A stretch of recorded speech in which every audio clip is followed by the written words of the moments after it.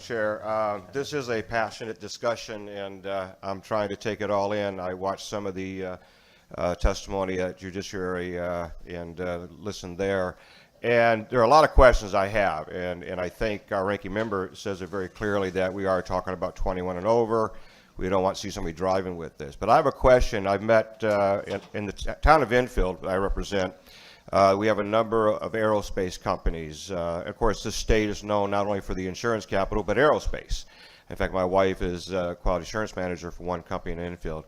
And we were talking about things that they deal with, and the question came up, and I don't know if you have any information or if Colorado has dealt with this or any studies. Aerospace industry and maybe other industries that have a tremendous amount of regulation and expertise and, of course, safety, they deal with the fact of having random drug tests.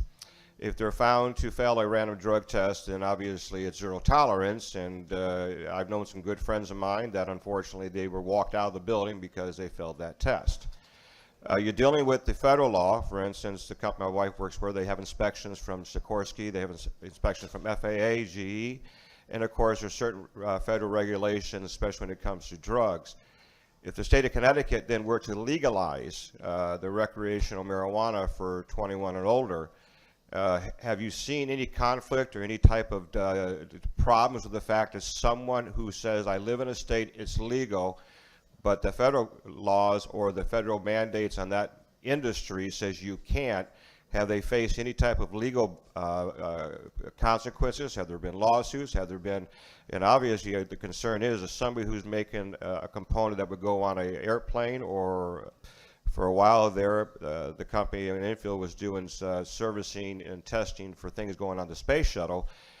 My question is obviously, is there going to be a difficulty there if a company says you can't do this, but someone says I live in Connecticut, it's legal now, I can do this? And once again, I think it was made very clear too that marijuana, until there's great testing, and I think our ranking member said it greatly, is that narrowing down to when you had the marijuana, it can last for a number of days in your hair and other places. And I'm not an expert. I just want to make sure that we understand the situation.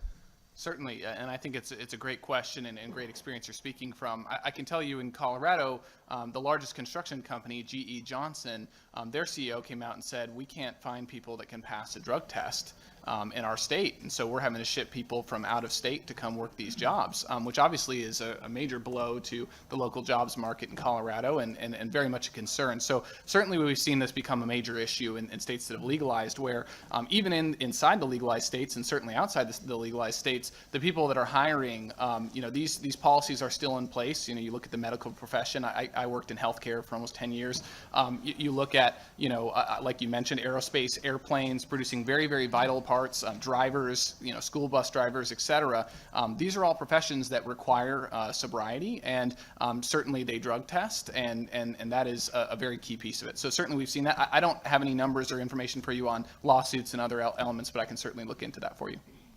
I appreciate that. I just wanted to bring that into the arena of the conversation we're having, because my great fear is that we keep talking about the job market and the economy of Connecticut, and if we create a situation that we're not expecting, we didn't see this coming, to where we create a vacuum because some great people are unemployable because they're participating in something that's been legalized, but they're not qualified any longer, and then of course it creates a problem for companies and businesses to be able to hire people. So I appreciate you, Madam Chair. I thank you so much. Thank you.